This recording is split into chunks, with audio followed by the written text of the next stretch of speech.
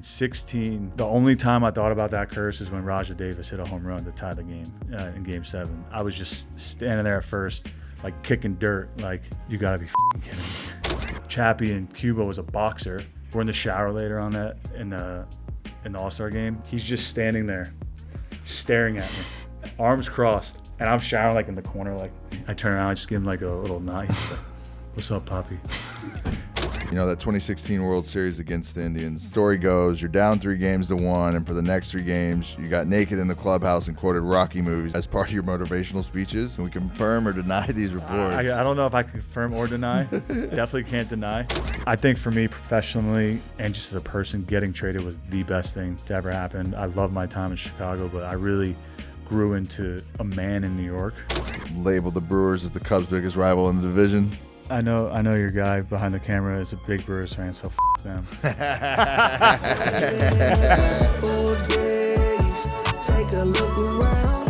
Ain't it funny how feels like we're in the good old days. Go and grab a cup, go and fill it up. Cheers to living in the good old days. Glory days become your glory days because you're trying to break the pattern. You're riding the wave of your own hard work and creating your own narrative. Doubters, haters, and for my guest today, curses can't even get in the way. Anthony Rizzo is the definition of what you want out of baseball. Tough as nails, clutch, and a leader of the clubhouse.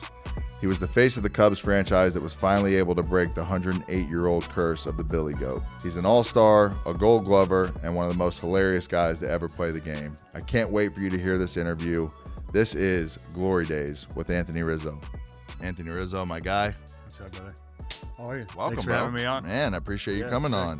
You know, let's dive right into the peak of kind of the Glory Days. You know, those 2015 and 2016 seasons with the Cubs. Your first 3 seasons with the Cubs, you know, bottom of the barrel in wins. Joe Maddon gets hired in 2015, 97 wins, like right out of the gate, which is crazy. You know, what changed when he took over that clubhouse and really for that team? My first year, we lost 100 games. My second year, I think it was like 98. 14, at the trade deadline, we traded for Addison Russell from the A's. And it was like, there was like a change right then and there at the deadline. Like, this is the last time we're going to trade, like, suck. Like, we had good guys. They drafted good guys.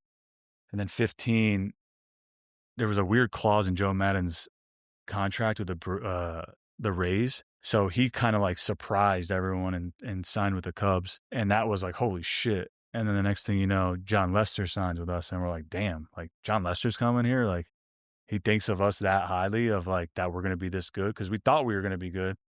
And then you bring David Ross, who's the best veteran I've ever been around. Kind of going into that spring, we knew we were going to be good, but it was like a work in progress type thing. And then throughout the year, there was a series in August. We played the Giants.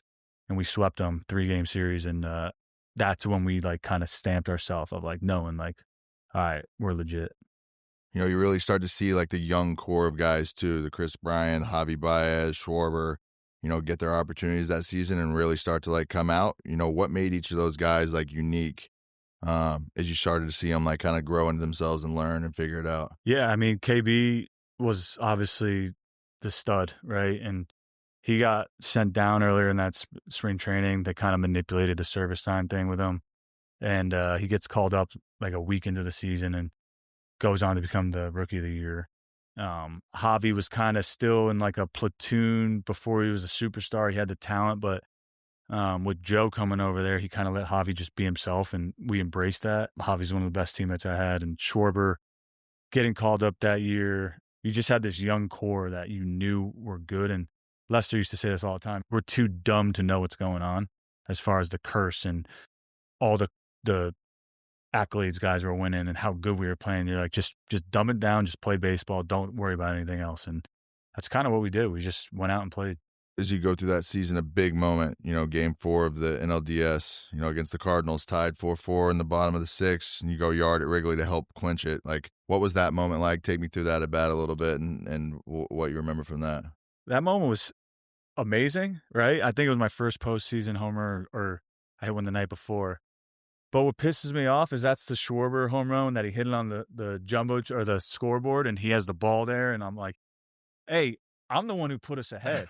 Like, like, we won the game after that, right? They didn't score any more runs, but Schwarber hit a bomb that game. So when you hit a home run in the playoffs, especially versus the Cardinals, they beat us the first game that year. We went into Pittsburgh and beat them. Garrett Cole was on the mound, playing our arch rivals again, the Cardinals. So I think that year we won 98 games. The Pirates won 99 games, and the Cardinals won 100 games. So all three from the division, and we went through the division. Crazy to go to competitive. NLCS. So we knew every game that year mattered. And I remember in September that year, like at the very end, when we clinched the wild card spot, I went into Joe's office and I was like, Skipper, I need a day. I'm like, I'm dead. Like, I never won before. The energy that it takes to win is so much more than you can ever imagine until you do it. So learning how to do all that was definitely a huge curve. You know, was there a point during the 2015 playoff run where you thought about the curse? Like maybe this curse, the ability to go, like, it does exist? In 15, no. In 16, yes.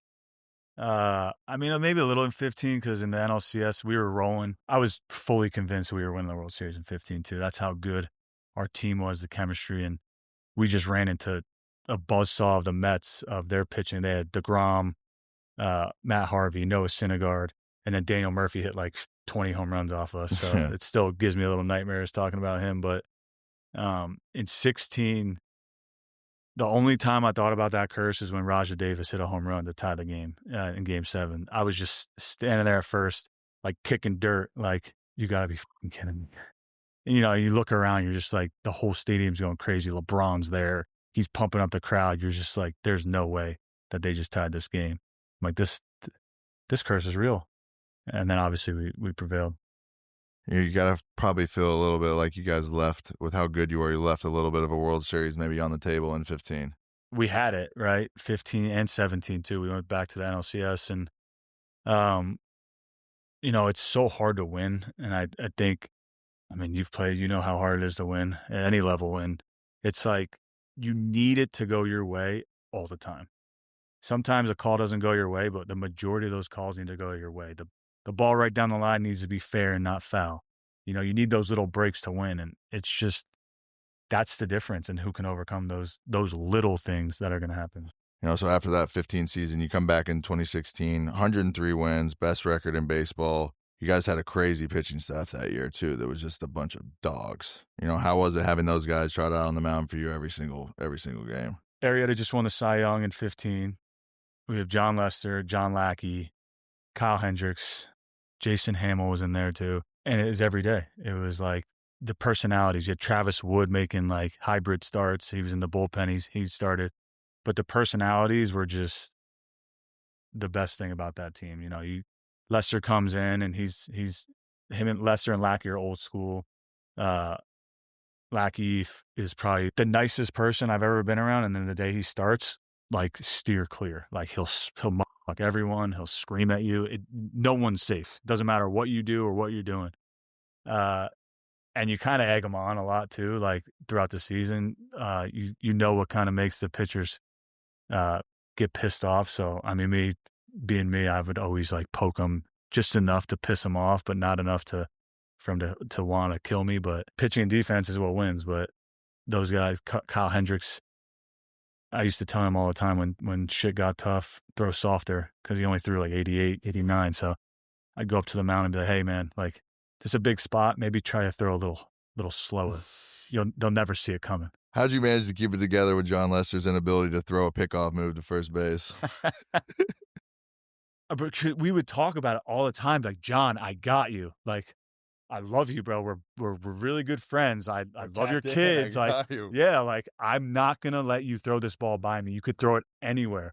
There was a time, I think it was Tommy Pham. He was so big. I'm like, John, just throw me the ball. I would point down like the bounce pass, and he did it, and it was awesome. We were so excited. I think he hit a home run that game too. But yeah, and then he started picking off a little bit, and he got the respect of the base runners. But for a while, it was a grind, and I would always just, it's all right. Just fucking, I got you, bro. Pitchers, man, they're weird. They do have their little ticks, huh? That's why they're pitchers. No doubt. You make it back to the NLCS against the Dodgers, Game 6 at Wrigley, Clayton Kershaw, boom, go yard again, you know, stamp the ticket to the World Series. What do you remember most about probably just seeing that ball just leave the stadium? You know it's gone. Off Kershaw, off of, first ballot Hall of Famer, everything he's done. Everyone knows Clayton Kershaw. So it was special. We were down, I think, 2-1 in that series too. And we came back and won. But at home at Wrigley, the place is rocking. We're winning. We're facing arguably the best pitcher in the world. And we get to him early. I think we scored 5 or 6 off him, but hitting a home run off him, it was like a low pitch. I let go with one hand, which I don't do a lot. And it was one of those swings where it felt so good off the bat. And round the bases, you just take it in. The Cubs hadn't been to the World Series, I think, in like 40 or 50 years since the 60s. So being on that winning side and seeing everyone celebrate going to the World Series, we were kind of like on the inside, we were like, all right, like the fans are good that we just made it. Like you see everyone celebrating and partying like we just won. But on the inside, we were like, no, this means nothing unless we win it. Talk about going against Kershaw and how dominant and truly like how good of a pitcher like he is. I mean, he's meant so much to the game of baseball. Guy's been fucking a legend for a long time and one of the best to ever do it. How is it facing him and going up against him? I loved it. I mean, for me too, being lefty on lefty, I was lucky when I first came into the league, our team wasn't good. So I was able to play every single day off lefties to where now it's more of a platoon thing where you don't really get your chance as a lefty to prove that you could hit lefties. And I remember it was like 2014.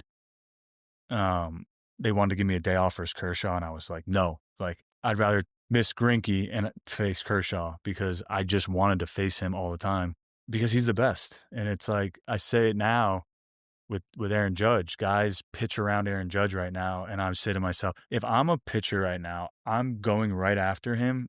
Because if I get him out, I could tell that story forever of like, I got Aaron Judge out in his prime of his career. So that's what I always say with facing Kershaw, Scherzer, all the best pitchers. It's like, I want to face these guys in their Cy Young year. What's the pitch that comes out of his hand that you're just like, what the fuck? I mean, he's just so good at locating, but his curveball, it's crazy. It just pops. His fastball, he was throwing 95, 96, especially when he was younger. And he's kind of got like a quirky delivery. So, I mean, he's just those guys, they're not scared of anyone. So that's what I used to always say. Like if I was ever in a 1-0 count against him, I'm almost automatically swinging because I know he's going to throw a strike because he's not scared. That 2016 World Series against the Indians, legendary. I remember watching those games and just being like, wow, what the f***? The story Tom Verducci wrote about you in his book might be more legendary. The story goes, you're down 3-1, and for the next 3 games, you got naked in the clubhouse and quoted Rocky movies as part of your motivational speeches. Can we confirm or deny these reports? I don't know if I confirm or deny. I definitely can't deny. But we were down in 15, 3-0 to the Mets. And it was like we got deflated, right? Like, and when we went down 3-1 to the Indians, we were like, no, this ain't it. So the next day we just had Rocky rolling through all the movies, or all the screens in the clubhouse. And there was some pregame antics, just kind of keeping it loose. I mean, the situation, it's a World Series. We're all prepared. We all know what we need to do. So the media outside is it's crazy. I don't think I took BP one time in the World Series just because you go out there and it's just, there's cameras everywhere, there's people everywhere. It's just not real. It's not like a real environment to really get ready in. Yeah. Get ready more behind the scenes. So just keeping it loose, doing things in there to really just try to keep the guys loose and get ready. Besides yourself, who are you putting up as like the top locker room guys that you've been around in your career? Top line, my career. The 2 that come to my mind are Dexter Fowler and David Ross. Love Dex. The 3 of us, we all bounced off each other. So Rossi was the Grizzly veteran. Me and Dex were everyday players. So as everyday players, it's hard to be on every day because you got to get ready to play every day. So if there was one day where I was kind of moping, Dexter would like bring the energy, or I would bring it, or Rossi would bring it, and like we would just always be making jokes. And I mean, I'm a big pregame napper.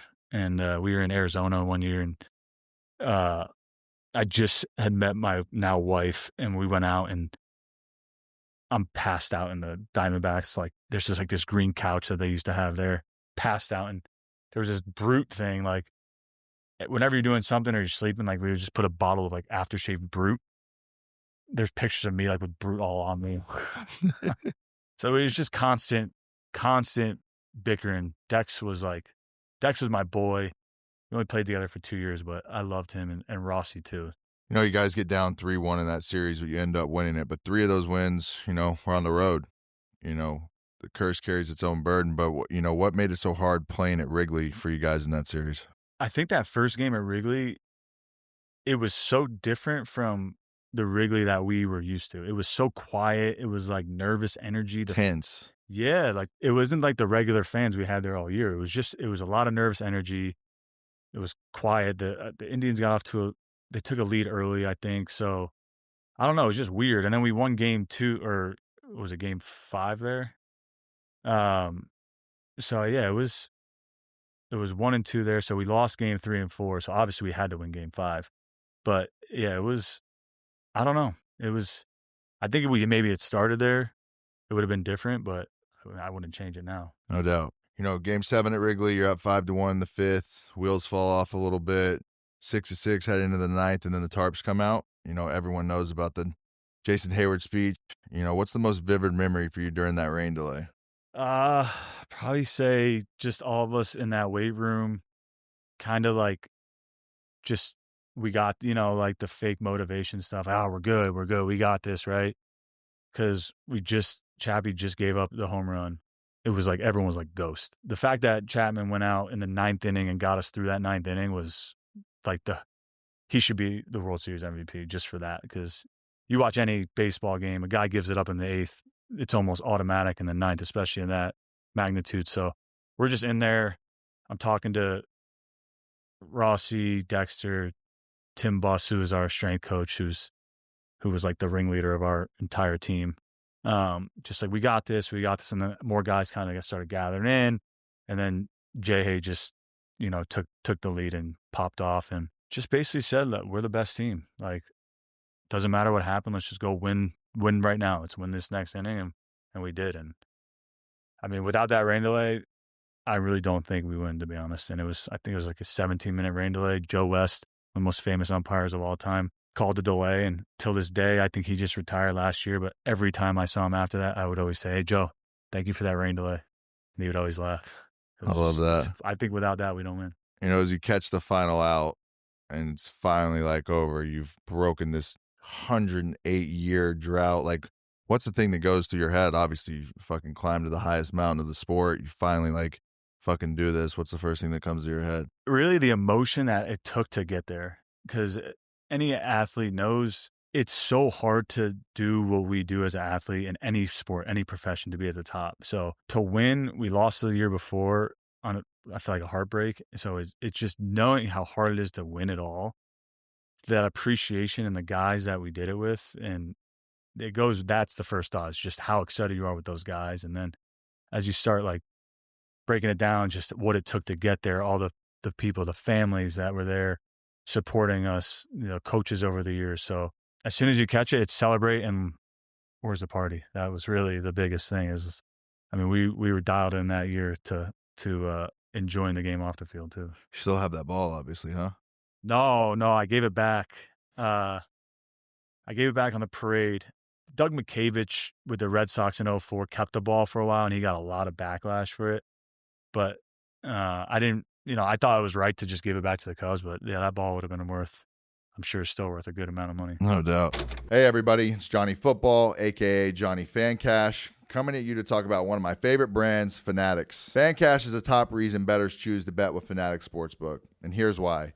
When you bet with Fanatics Sportsbook, you get Fan Cash, win or lose. You can then redeem your Fan Cash on anything Fanatics. Fresh apparel from Mitchell & Ness, rare collectibles, trading cards, and of course, bonus bets with the Sportsbook. It's a rewards program, but for those sports betting. So all those bets you make, win or lose, get you closer to something awesome. Also, new customers don't miss a special welcome offer. Sign up and use promo code Glory Daze to get $200 in bonus bets when you place your first bet of $20 or more. Download Fanatics Sportsbook and get in on the Fan Cash. And maybe you'll get a cool nickname like me too. Must be 21 plus. Gambling problem? Call 1-800-GAMBLER. Connecticut residents, call 888-789-7777.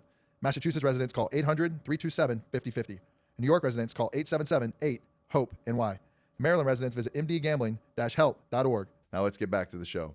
You know, one of the biggest gripes from Cubs fans, I guess, is that, you know, you didn't win another one with that core of you guys. How much do you think about that? You guys obviously were looked and primed and ready to go forward and continue up on a run.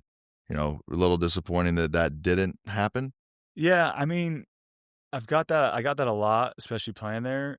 I think in 17 we rolled it back, and we're definitely World Series hangover. Anyone who wants to say there's no such thing as a hangover is crazy, because you look at that mountain the next year, and I'm looking up at it, and I'm like, Daunting. bro, I'm like, there's no way I'm climbing this thing again. But you do, right? And you realize how hard it is, because you just you come off this insane high, the biggest high you'll ever feel in the sports world. And then you're like, all right, now I got to go and climb all the way up there again. And you're like, all right, let's do this. So we were kind of zombie mode early on in the season. And then after the All-Star break, we really clicked into gear. And again, we went, we played the Nationals in a 5-game series. We took them to Game 5, or they took us to Game 5. We beat them on a really good series, really good game. And I think Strasburg was starting. He was insane that year. But we win. It's like 2 a.m. We don't get out of DC. We're playing the Dodgers the next day now. So we're flying to LA from DC. We don't get out of there till 3 a.m, 4 a.m. Flying to LA. Something happens on our plane to where we have to abort and divert to Albuquerque, New Mexico. So we land in Albuquerque at 9 a.m. The flight attendants and the pilots can't fly because there's restrictions. So we had to wait for someone. So we didn't get to LA till 1 or 2 in the afternoon. And then we rolled in, and we had leads in all those games for the most part. And they were just the better team. So, I mean, you leave it all on the field, you do everything you can. And it's yeah, could we have won more? Yeah. But it's what team has really won back-to-back? First off, no one has since the Yankees. And it just didn't work out. You know, just feel like there's a part of you a little bit that's kind of what could have been if the front office had maybe made some more free agency signings throughout those years, gone and got some big guys that really help you guys out. We went and got Wade Davis in 17, who was one of the best closers in the game, and he was amazing for us. I mean, we had a great team in 17.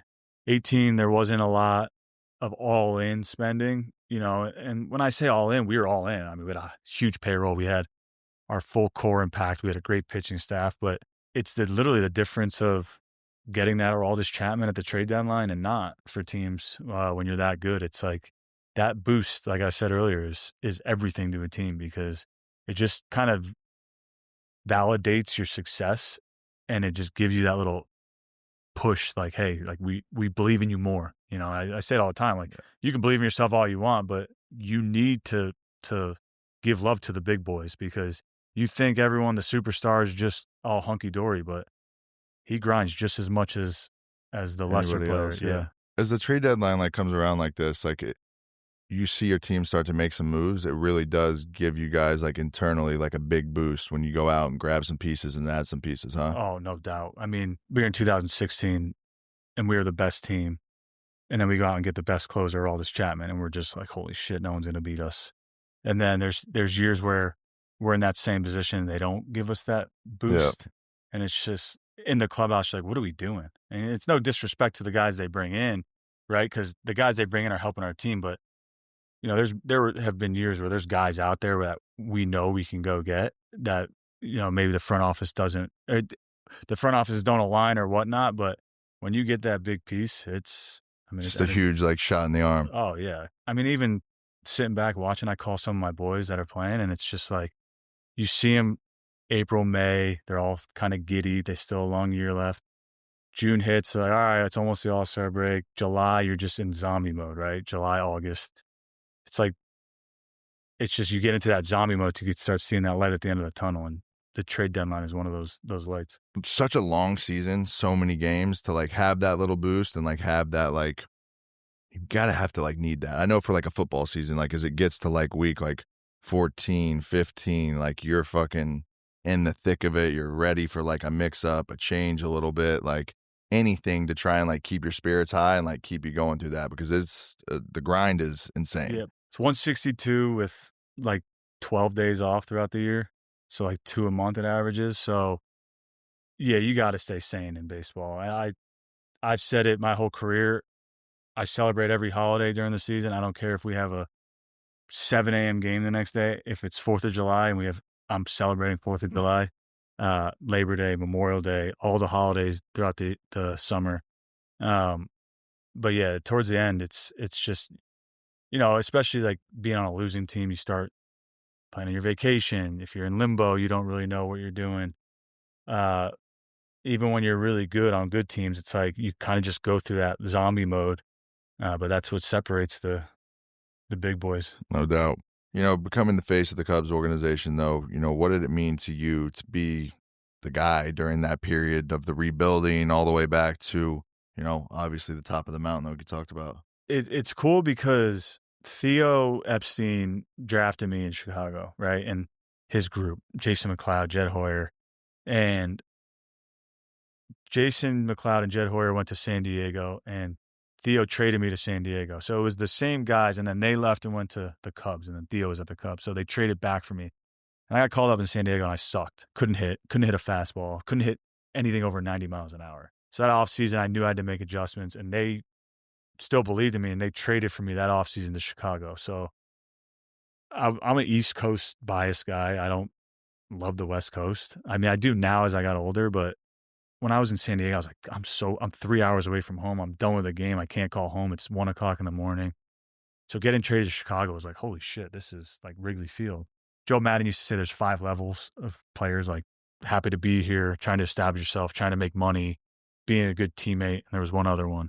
And he's like, what level are you at? So you go through every level, but being on that team, being terrible and then getting good was the most rewarding thing ever, because you saw guys come and go. Then you saw the core that was being developed. You saw when I first got there, it was like Otis, rest in peace, our old clubhouse manager. They'd be rolling balls out in grocery cart, shopping cart things. I'm like, Otis, can we get like the regular like ball holders like that every other team is? Oh, this is the way we've always done it. And I looked at him and I go, we haven't won here in 100 years. Shouldn't we change something? Like, shouldn't we maybe not say this is the way we've always done it?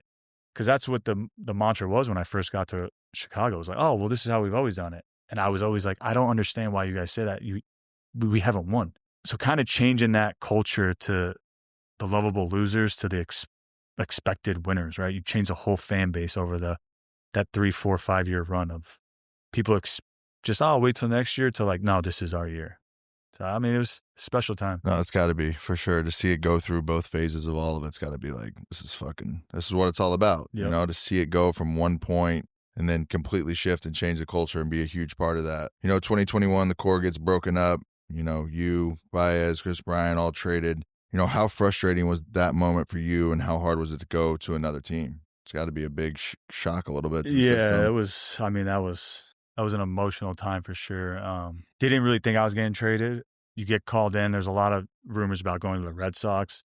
That's where I got drafted. So I was really excited about that. One of my best friends in the world works for sponsorships for the Yankees. So we'd always joke around like, oh, like it'd be cool to play for the Yankees, but never thought I'd be going there. And then they called me in the office, which was like, oh shit, like your heart drops. Like, this is all I know, Chicago, right? Like, I built my whole career here, met my wife here, like, and then they go, hey, we're trading you. And you're like, what?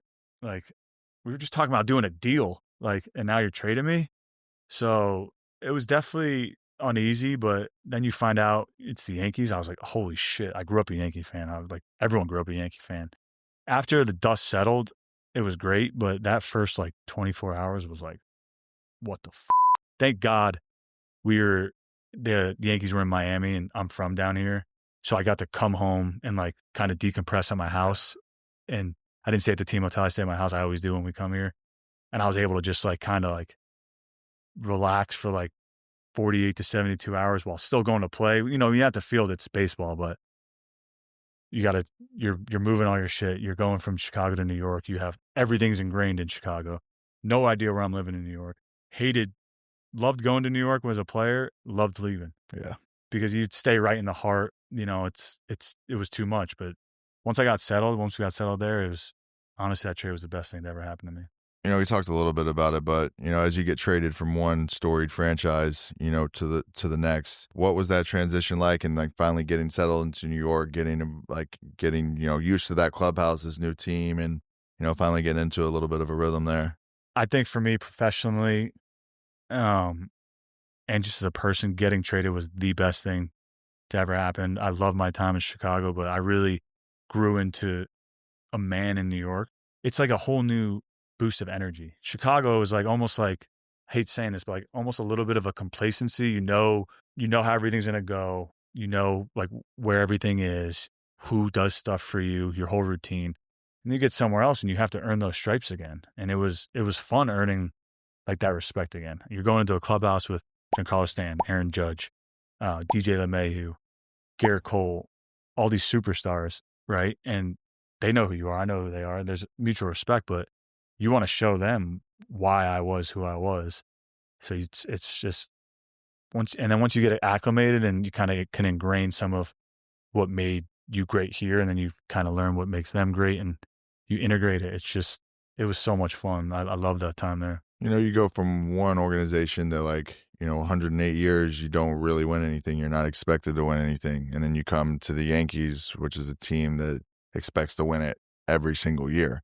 It's funny because, yeah, you're on both ends of the spectrum there, right? Like, wait till next year at the Cubs and then win every year here. So in Chicago, it was like, oh, well, this is how we've always done it. And then in New York, it's kind of the same thing where this is how we've always done it, but under George Steinbrenner, the boss. And it's like you're living like so far in the past now. Like this is the whole new like regime of baseball, of players, of personalities, of just life, right? Lifestyle. So the expectation there to win every day is the best feeling in the world. That's what you want. It's just sometimes it's like, all right, guys, like we're playing baseball at the end of the day. And I know like the external stuff, the pressure that everyone puts on us, but let's not lose fact. Like we're playing baseball and we're having fun. And like, sometimes you can lose that there in New York. But I think as I was older, I was in the perfect spot to be there and just always keep everything in perspective and really try to keep it as loose as possible. Because I mean, those pinstripes definitely weigh a lot heavier than any other uniform. For sure. You know, two unique fan bases in both places you've played, you know, wild on both sides. You know, what do you feel makes both of those places special as far as the fans go? I mean, Wrigley in the summertime, there's not a better place to play. I mean, just turned the TV on the other day. They're playing the Red Sox. Friday day game, 1:20. The stadium's packed. They panned to the outfield bleachers. There's like 7 different beer snakes, all from top to bottom at Wrigley. Everyone's partying. They're into the game. And in New York, same thing. People are just engaged. They know baseball. It's real fans, and they expect to win. And even at Wrigley, they expect to win. They don't boo as much at Wrigley, but you show up to Yankee Stadium, and you're in the dog days like the guys are in right now. You get onto that field at Wrigley and Yankee Stadium, it's just an instant hit of adrenaline that you don't get playing for, you know, smaller market teams. That it's just like you go out there, there's 7,000 fans, you know, here in Miami. I can't imagine running out every day here and getting that energy that you can get at Chicago and New York. You know, you spent 4 seasons with the Yankees. You know, you've seen Aaron Judge, you know, ascend to being one of the best players in the game. You know, what sets him apart from other guys that you've been around? He knows how good he is, but he doesn't portray it. Like, he's not cocky. He's not arrogant. He never gets hard. He's never hard on himself, but he's always the one working the hardest, but not like in your face, rah, working hard. He's always preparing. He can go 4 for 4 in a game and like still be tweaking with his swing to get perfection. And it's kind of a curse when you're trying to chase perfection, but he's so good at breaking down his own game. And then on top of that, anyone who comes in that clubhouse, he makes you feel like you've been there for 10 years. Like, he makes you feel part of it. And in baseball, I'm sure in football, especially with all the guys, like there's cliques everywhere, right? Especially with us, you have a lot of Latin players, you have some Japanese guys, So it's like it's kind of clicky. You get the bullpen, the starters, the position players. So for him to be able to make everyone feel loved is the biggest trait you can have, in my opinion, as a leader, especially in baseball. And he does that every day. And he's player number one, right? Him and Ohtani are 1 and 2. So for him to invest in his guys when it doesn't go his way, he's getting written about more than anyone else because he's Aaron Judge. And he plays for the Yankees. And if the team isn't doing good, he answers all the questions all the time. So they named him captain of Team USA. He is Captain America because he portrays it every single day. It's insane. Like, he never takes a day off of who he is.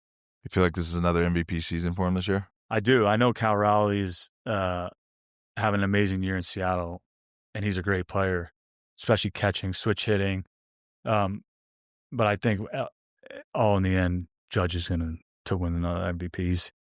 To do that in New York year in and year out, he's carried that team for 4 years since I was there. The 4 years I was there, he single-handedly carried us. If he didn't do well, we didn't really do well. So, I mean, he is the ultimate game changer. You know, last season you guys make it to the World Series again. Anytime you go to, that whole grind, that haul the way up the mountain, and it doesn't go your way and you take an L, how long does a series like loss like that, stick with you and linger a little bit? I think for me, it was kind of two separate parts of my career, right? I got heartbroken in 2015 and 2017, one in 2016. So to get back there years later, the perspective was a lot different. The journey to get there was a lot different. Made the playoffs 3 times with the Yankees, lost to the Red Sox in the wild card game, lost to the Astros in the ALCS, and then we make it to the World Series. So the perspective and knowing how hard it is to win and to get there is one thing. And then getting there and being, Dodgers, Yankees, East First, West Coast, those 2 historic franchises, and coming up short was like just gut wrenching because, you win, your whole life changes. If I don't win a World Series in 2016, I don't know if I'm on this podcast. You know what I mean? Like, you don't know where your career goes. So it's just, I would tell guys all the time, like, dude, don't worry about anything. All that matters is winning. And it's so simple to say, but so hard to execute, because at the end of the day, if the team wins and you don't do well, I don't care who you are. Some people are like scratching their head like, man, well, I'm not doing well. So, you start getting selfish, but when you win it all, nothing matters. And that's how you become to the next level of stardom. And, guys are really focused on doing their own branding and all this stuff. I'm like, guys, just win. You win, all that follows. Takes care of everything. Everything. So we were there last year, have a chance to win with the Yankees, have a chance to win with the Yankees who haven't won in 15 or 16 years now. And it's like, we would etch ourselves into Yankee history. So it was such a great experience, like playing in that World Series, but not winning was a dagger. Yeah, it sucks. It sucks losing. What do you feel like as your time in New York is just like, a memory that'll stick with you that you just like really enjoyed from your time being there? I think the living in the city, getting to feel that energy of the Yankee fans, especially in the playoffs, more on the good side, the bad side, they can turn on you pretty quick. But my time there, the relationship I built with Judgy, just seeing him every day and seeing how good he is and just seeing him do it over and over again, never seen anything like it. I mean, it was just the most impressive thing. So it's so easy to root for him every day. And there's some guys that you play with or from afar, you're just like, I don't really care for that guy. I don't know anyone who played with Aaron Judge that can say I don't really care for him. He's that good of a person. Hey, real quick, I want to give a big shout out to our amazing sponsor, Athletic Nicotine. If you're looking for a clean, sustainable energy boost without the jitters, this one's for you. Athletic Nicotine offers the lowest dose, slow release, tobacco-free nicotine made right here in the USA. And it's free from artificial sweeteners and microplastics. Whether you're an athlete, a biohacker, or someone who just loves getting into that flow state, this product is designed to gradually lift your energy, helping you stay focused and sharp without crashing. It's perfect for shifting your mindset and keeping you in the zone all day long. I use Athletic Nicotine when I'm prepping for my interviews for Glory Daze and really need to lock in and take the edge off, or Sometimes I throw one in before a big speaking engagement with a lot of stress to really get myself honed in. It's the perfect performance tool to sharpen your mind. Ready to level up your focus? Head over to www.athleticnicotine.com/Johnny to grab yours today. Now let's get back to the show. We talked to some diehard Cubs fans and asked them for the top moments that come to mind when they think of you. Overwhelmingly, the story about you challenging the entire Reds dugout in 2014 was number one. Walk us through the build up to that a little bit, and what eventually led you to challenging 26 other dudes to throw down. That's funny because it was Chapman who was pitching, and he's my boy now. I love him to death. But we were playing the Reds. I think it was 4 games in 3 days. We had a doubleheader. It was right before the All-Star break. It was hot, Cincinnati. He threw a couple wild pitches, and it was just like one of those things where you're just hot. You're 4 games in 3 days. I don't know. And I was just yelling, and he was looking over, and the Reds. So in Cincinnati, they had, I think it was one of the pizza companies there sponsored them. And without doubt, whenever we played there for years, Chapman would come in in the 8th or 9th. He would strike out the side, and then the whole stadium would get free pizza. I think it was like D'Amato's maybe. So if they punched out 11, without doubt, every time we rolled into town, the Cubbies, they would get free pizza. The whole stadium would love us. So that was playing a role, right? And he just threw up and in. He was staring at our dugout. The Reds were really good at the time, so they bullied us for years. We stunk. It was just one of those things where it's like, what are we doing? And then he went in the dugout. He was chirping.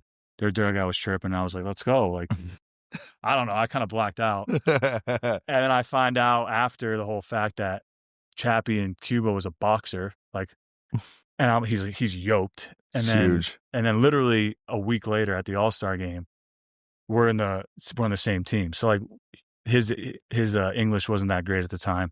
So there's a language barrier. We dapped up and we said what's up and kind of made our peace, but we're in the shower later on that in the All-Star game. It's just me and him, Minnesota. I know he's there and he's yoked. He's just standing there staring at me, arms crossed. And I'm showering like in the corner, like all nervous. My first All-Star game. He's just staring at me. And I turn around. I know he's staring at me. I turn around. I just give him like a little nod. He's "What's up, Poppy?" And I was terrified. I think I told him that story too, but I fucking love that. How did it feel whenever he ends up getting traded a couple years later and you guys are in the same clubhouse? He's been so dominant. He's timeless. But we knew getting him, we were really good, obviously going into that, but just getting the best closer on the market and someone where when he came in the ninth inning the game was over, shortened the game up for everyone. And then all the guys that were in that role before now, it just lengthened them out even better. For sure. It kind of just helps all the way around. Yeah. Another top moment we keep hearing from the Cubs fans was that you hold a career 0.0 ERA and struck out Freddie Freeman. Talk to me about that pitch sequence a little bit. I mean, I am a two-way player. I did strike out Freddie. It was fun. Freddie was 4 for 4 in that game. I go in, strike him out, pitch sequence them, the whole thing. Made sure to tell everyone about it. Have the ball. Actually, I literally was just texting with him like a week ago because I just found the ball and I wanted to sign it. And he laughed, but you were getting blown out. The game was pretty much over. Every once in a while, you'll have a position player pitch, and I always wanted to pitch. It was my second time pitching, and striking him out was like, I strike him out. I kind of emulated what Aroldis Chapman does after he strikes out a guy. He's kind of just stand there, caught the ball with my bare hand. So it was fun. It was hilarious. And then actually he went into a little bit of a slump after that. So I felt the slump starter. Yeah. So it had to be fun playing against Freddie throughout your career though too. Freddie and Paul Goldschmidt, the three of us were always kind of like came up at the same time, and they're always all-stars, Hall of Famers, and tried to just stay in that level, right? In that competition.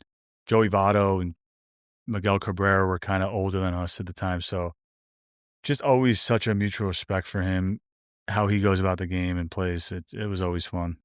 You're 8th all-time in Major League Baseball history with 222 of these. Do you know the stat? Absolutely. My favorite one. What kind of mindset do you have to to be the guy that's willing to get like right on top of the plate like that and just fucking be aggressive with it? Like it's just the attitude and the mindset and the mantra that you have to have about it for sure. Yeah. I mean, it developed into that. I couldn't hit lefties when I was younger.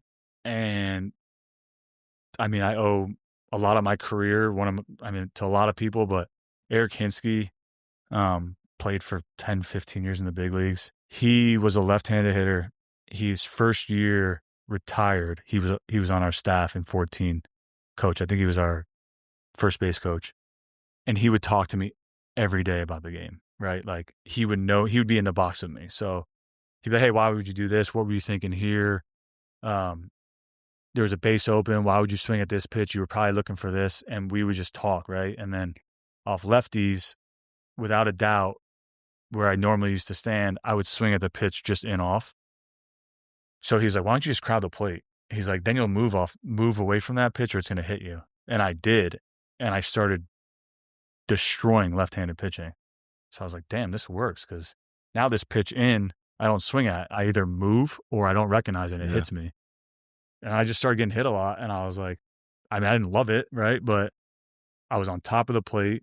And I kind of just developed into more of that belief of like, man, what I'm doing is working. Like these guys can't throw inside.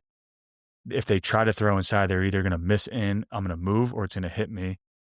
And they're so scared to hit me that they'd leave it right over the middle. So then there got to a point where it was like, if you were a young lefty, I would literally just stand even closer, like over the plate.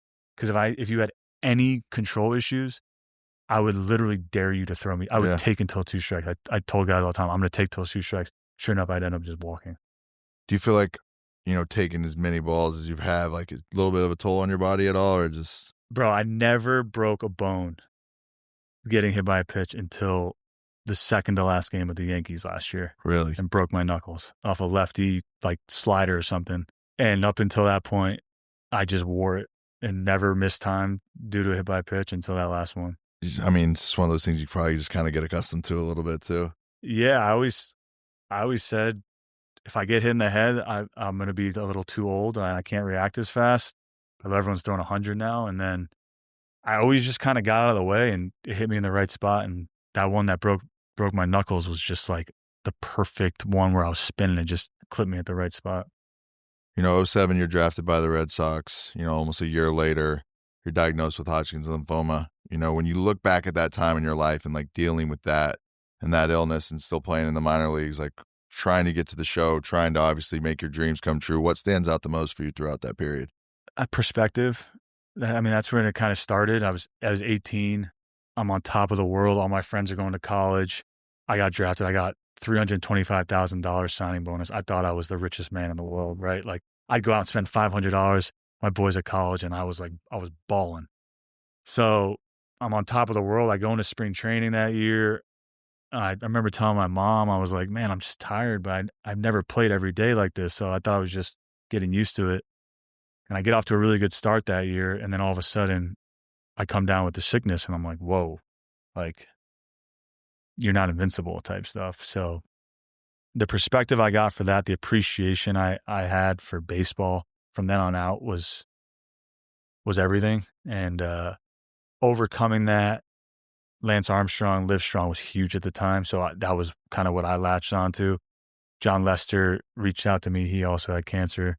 And I latched onto his words to me. So kind of just getting through that, knowing I'll get through that. And then, all right, how do I get back to playing baseball and making it to the big leagues? Yeah, I had to change your approach on just like how you handle baseball, how you handle life, and just pretty much like you said, a lot of perspective for everything moving forward.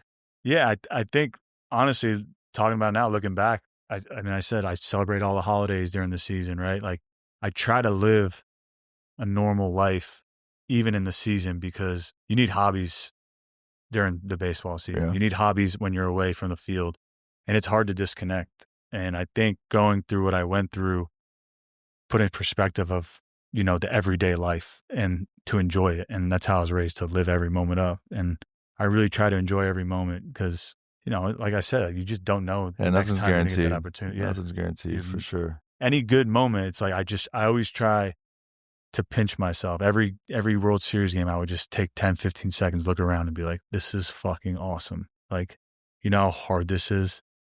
A little kid is dreaming about this and I'm living it. So it was fun. You know, in 2017, you were named Roberto Clemente Award winner for your work supporting children battling cancer, you know, through your family foundation, you know, all-star games, gold gloves. But where does that award kind of rank for you throughout everything? It's at the top. Yeah. Yeah. I mean, at the end of the day, we're human beings. At the end of the day, I knew the shelf life on baseball is going to run out. You don't think it ever's going to, right? Yeah, of course.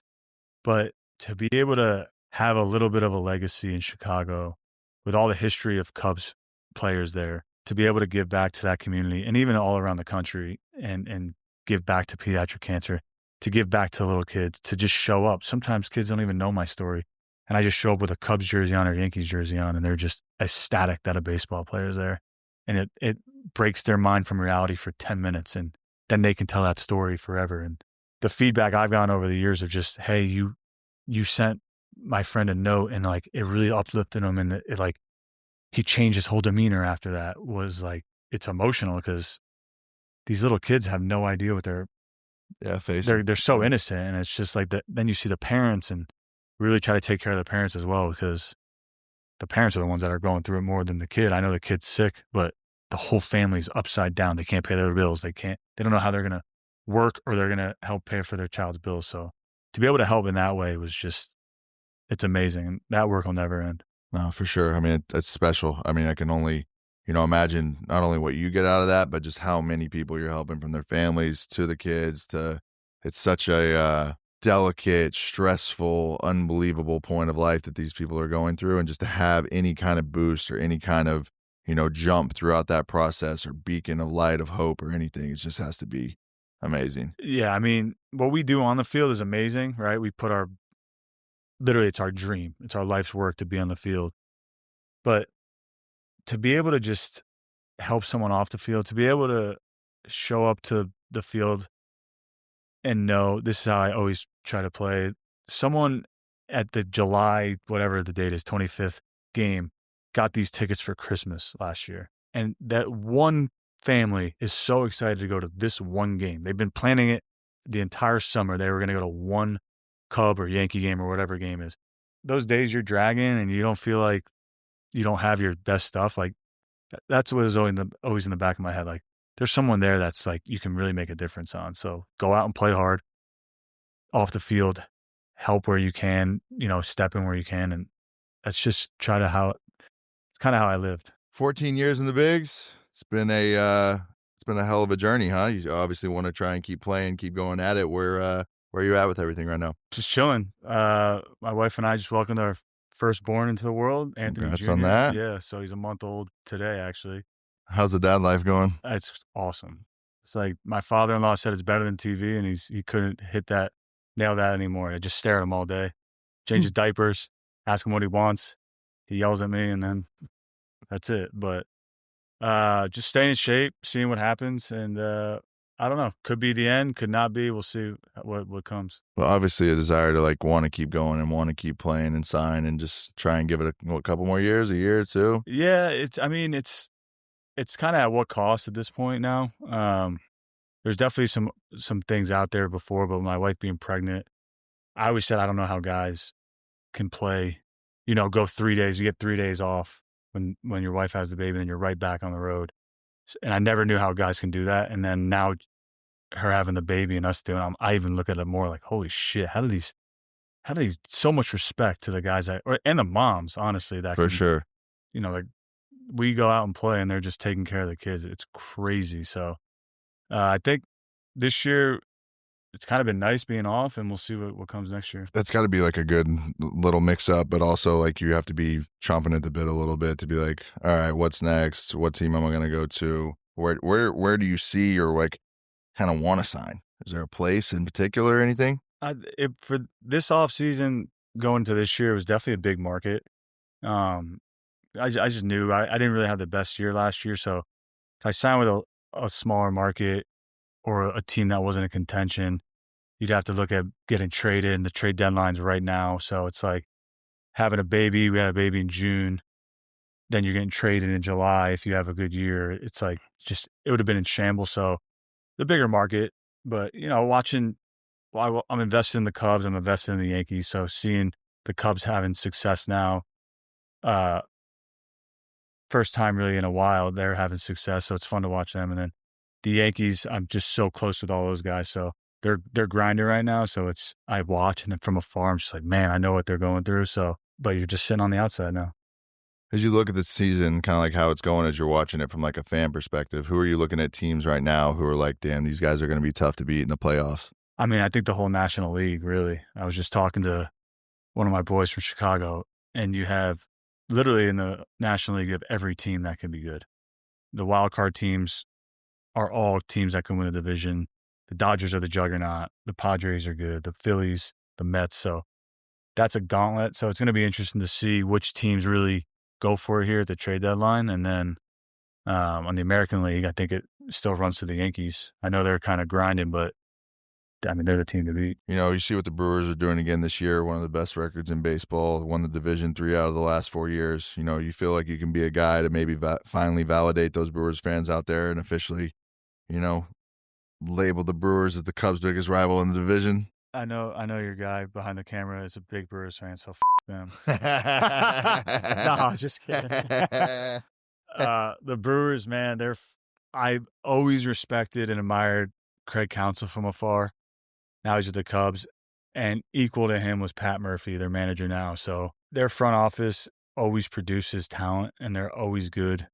When we were there, that was definitely our bigger rival. It was more them than the Cardinals, just because they were always so annoying to us, right? Like they would always come in and they would do things they never did, but they always had good pitching. They always had a good bullpen. So, I mean, again, what they're doing this year is they trade away their all-star closer, and they're still, I think, their best division or best record in baseball. So they're legit. They're legit. They haven't got over that hump in October. You know, this podcast is called Glory Daze. You know, if you had one word to choose or define, you know, your glory days, you know, what's that word for you? Oof.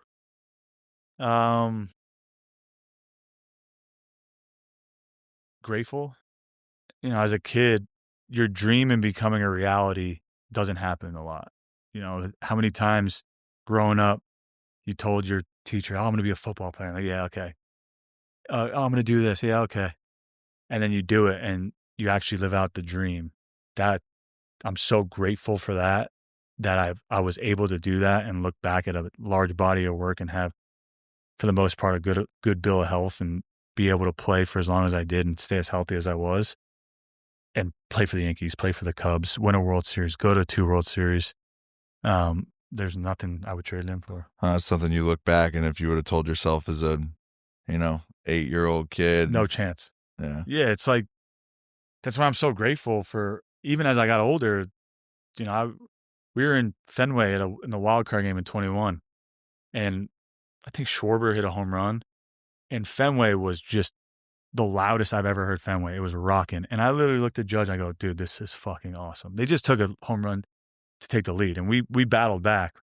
It was like the third inning. He looked at me and I was like, bro, like, do you understand where we're at right now? Like, I know we just got punched in the face, but you have to enjoy getting punched in the face or else you're not going to be able to get back up. Yeah. That's just kind of the way I always took everything on. Well, man, what a story, what a journey. I appreciate you taking out the time of your day to come on, hang, chop it up. Like, this has been an unbelievable time, a lot of fun. I wish you all the success in your role right now as being a dad. Thank you. With the family stuff, wherever your next stop may be. It's been a real pleasure, and always wish you nothing but the best, my brother. Thank you, brother. Appreciate you. Appreciate you.